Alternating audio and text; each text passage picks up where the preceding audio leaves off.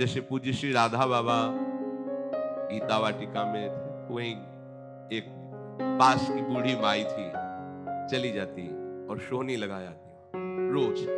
ना उनको बाबा के पास प्रणाम करने के लिए वहां जाने की अनुमति नहीं थी, ना कभी कोई संभाषण, बस वो निष्ठा पूर्वक संत सेवा भगवान की प्राप्ति का हेतु है ऐसा मानकर बस इतनी ही दिनचर्या था। एक बार 24 घंटे में जाती, बाबा की वहां सोहनी लगा के चली जाती। ना कोई ये इच्छा थी कि कोई ये कहे कि आप सोहनी लगाती, बाबा क्या बड़े भाग है। ऐसा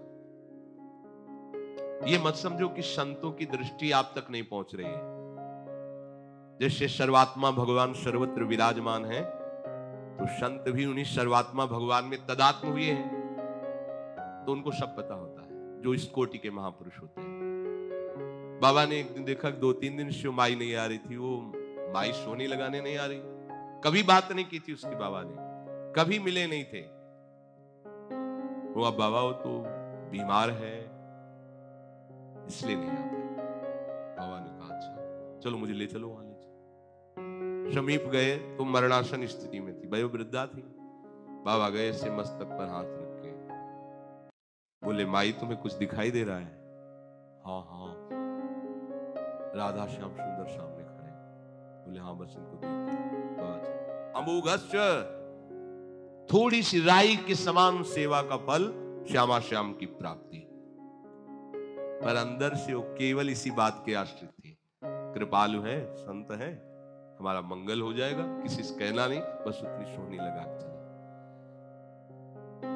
सदाचारी मिल सकते हैं, विद्वान मिल सकते हैं, वेशधारी मिल सकते हैं, दैन्य का आचरण करने वाले मिल सकते हैं, लेकिन जो प्रिया प्रीतम के प्रेम में जिनका हृदय डूबा रहता है, द्रवित रहता है, ऐसे महात्माओं की याद मात्र से पाप नष्ट होते हैं। ऐसे महात्माओं के दर्शन का अवश्य फल यही होता है कि जो इस मार्ग के पथिक है उसी मार्ग में आपका चित्त लग जाए। हाँ, जैसे अमावस्या की रात में कोई सोया है, अंधेरा है, पर वो रजाई ओढ़ करके सुबह 8 बजे तक सोता ही रहा, तो उसे पता नहीं चला पर सूर्योदय हो गया।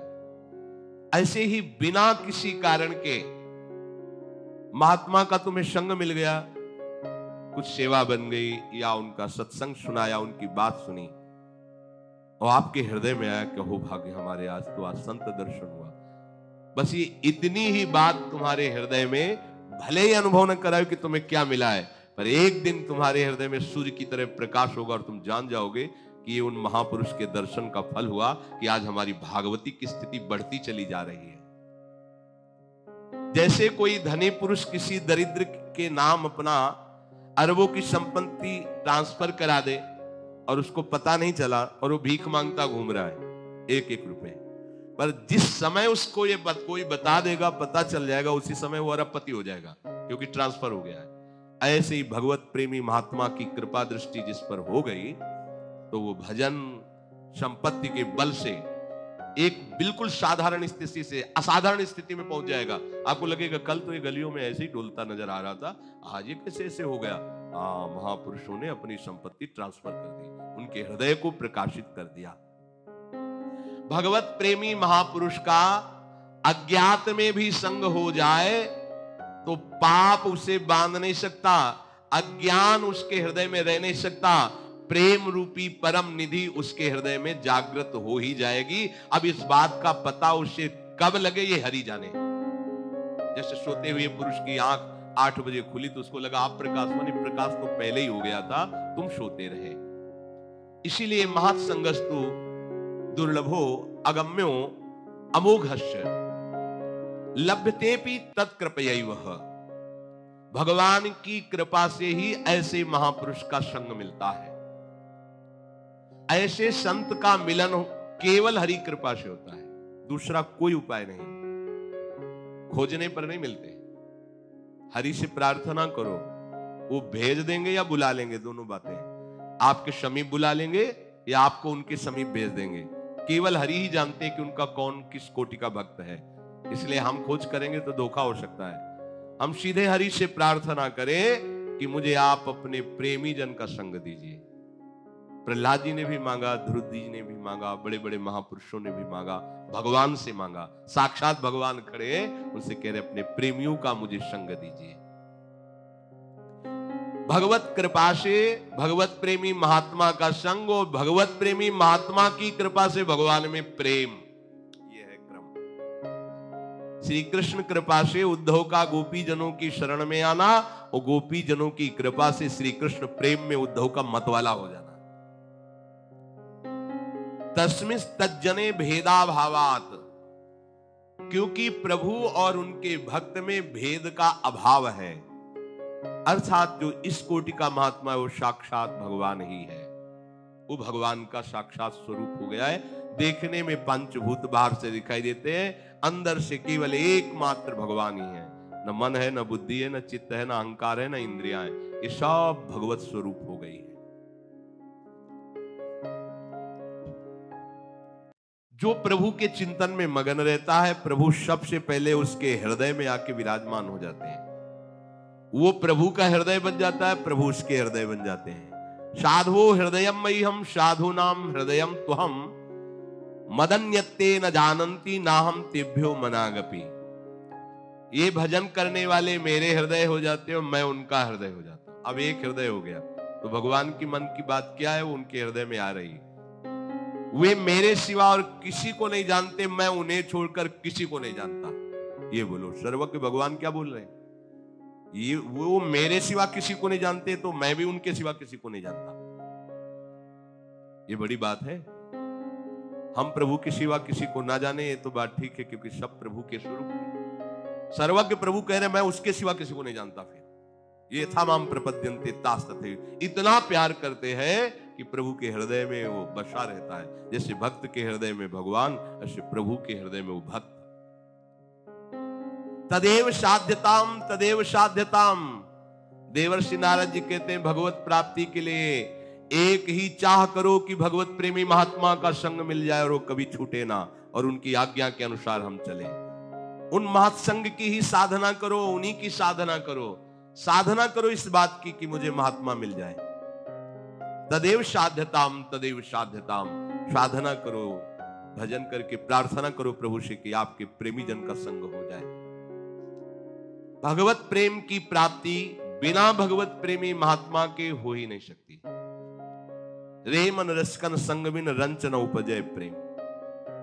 बोले कहो कृपा उपजय के भांति, तो रसिकन संग फिरो दिन रात। रात दिन रसिकों का संग हो तो भगवत प्रेम की उन्मत्तता हृदय में छा जाएगी। भगवत कृपा से प्रेमी संत मिल जाएंगे और संत मिलन से भगवत कृपा का अनुभव आपके हृदय में होगा, तो आप दैन्य होकर भगवत प्रेम को प्राप्त कर लेंगे। इसमें एक बड़ा रहस्य है कि जैसे कोई राजा है, वो बहुत बड़ा प्रतापी है, बड़ी महिमा है, पर वो प्रेमी है, ये रूप सबको पता नहीं होता। उसके राज्य शासन का, उसके वैभव का, महिमा का तो पता होता है, लेकिन वो इतना भी प्रेमी है कि राज सिंहासन से बिलग उसके स्वरूप को देखो तो ऐसा कोई प्रेमी है ही नहीं। उसके प्रेम स्वरूप को जानने के लिए राजा के किसी निजी प्रेमी से मिलना होगा, जो राज दरबार और निज प्रेम दोनों को जानता हो, क्योंकि राजा का प्रेम हर एक से नहीं होता। व्यवहार राजा के रूप में सबसे बर्ताव होगा, पर प्रेम का बर्ताव तो किसी बिरले से ही होगा। अब जब हम प्रजा के रूप में देखें तो अनंत ब्रह्मांड हमारे प्रभु के हैं। हमारे प्रभु सब के साथ बर्ताव राजा जैसा करते हैं। अवश्य में भोक्तव्यम कृतम कर्म शुभाशुभम भोगो। स्वतंत्र हो, जो करोगे भरोगे। हमारी तरफ से तुम्हें जल, वायु, आकाश, ये सब फ्री है, पर अब जो तुम कर्म करोगे उसका तुम्हें भोग भोगना पड़ेगा। और वेद हमारे राजा का यशगान करते रहते हैं। ये जितने वेद पुराण हमारे प्रभु का यशगान करते हैं, लेकिन वो इतने भी प्रेमी हैं कि अपने भक्त के चरण चापते हैं।